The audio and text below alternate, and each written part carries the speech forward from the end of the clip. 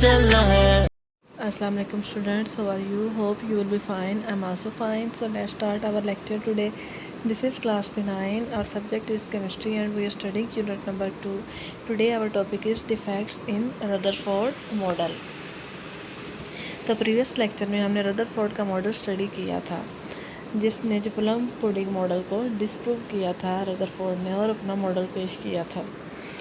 Although Rutherford's experiment proved that plum pudding model of an atom was not correct, अगरचे Rutherford के according जो plum pudding model है वो correct नहीं था। प्लम पुडिंग मॉडल क्या था? इसके अकॉर्डिंग जो एटम है वो पॉजिटिव पार्टिकल्स के ऊपर कंसिस्ट करता है, जिसमें कहीं कहीं नेगेटिव पार्टिकल्स एम्बेडेड होते हैं। लेकिन ये मॉडल जो है वो रदरफोर्ड ने डिसप्रूव कर दिया था। Yet it had following defects, लेकिन इसका जो मॉडल था उसमें भी कई डिफेक्ट्स थे। According to classical theory of radiation, कौन सी थ्योरी? क्लासिकल थ्योरी ऑफ रेडिएशन के according electrons being the charge particles, क्योंकि इलेक्ट्रॉन्स जो है वो चार्ज पार्टिकल्स हैं, हम जानते हैं कि इलेक्ट्रॉन्स जो है वो चार्ज पार्टिकल्स हैं और उनके ऊपर नेगेटिव चार्ज होता है। दे शुड रिलीज और emit energy continuously, because electrons जो है वो चार्ज पार्टिकल्स हैं तो उनको कॉन्टीन्यूसली एनर्जी रिलीज़ करनी चाहिए। And they should ultimately fall into the nucleus, यानी कि इलेक्ट्रॉन्स जो है वो अपनी एनर्जी कॉन्टीन्यूसली रिलीज़ करते रहेंगे। आहिस्ता आहिस्ता फिर उनकी एनर्जी ख़त्म होती जाएगी और जैसे उनकी एनर्जी ख़त्म होगी वो किस में गिर जाएंगे? न्यूक्लियस में गिर जाएंगे, क्योंकि उनका जो मरकज़ है वो न्यूक्लियस की तरफ है।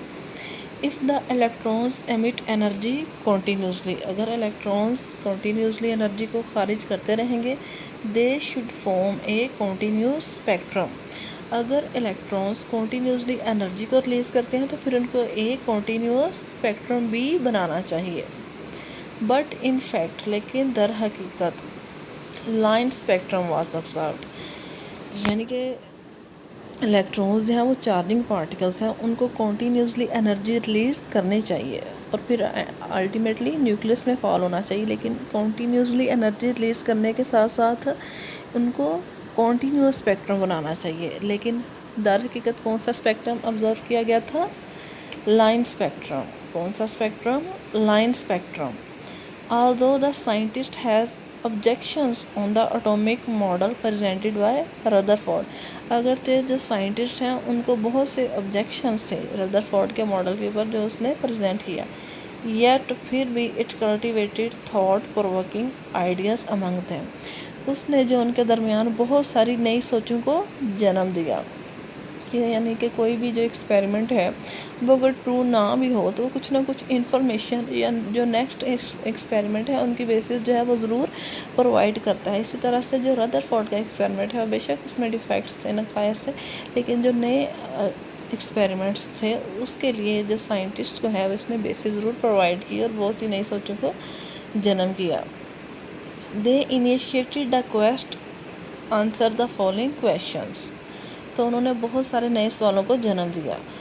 How can an atom collapse और वाई आर एटम स्टेबल, कि एटम जो है वो कोलैप्स कैसे होते हैं और स्टेबल कैसे रह सकते हैं। Why does an atom give line spectrum, एक एटम जो है वो लाइन स्पेक्ट्रम जो है वो कैसे दे सकता है। तो ये रदरफोर्ड के मॉडल ने बहुत सारे नए सवालात को जन्म दिया था।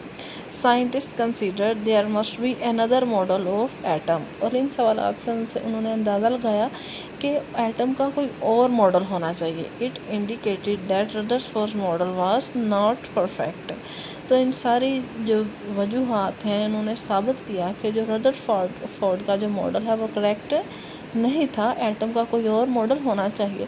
लेकिन रदरफोर्ड का मॉडल अगरचे करेक्ट नहीं भी था, लेकिन फिर भी उसने बहुत सारे नए सवालात को जन्म दिया और जो एटम का जो नया मॉडल है उसकी बेसिस प्रोवाइड की। So this was about today's lecture. I hope you must have understand this very well.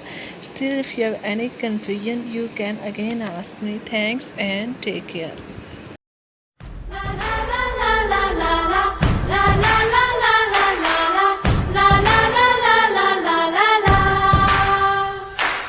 हवा में उड़ना है, पानियों पे चलना है।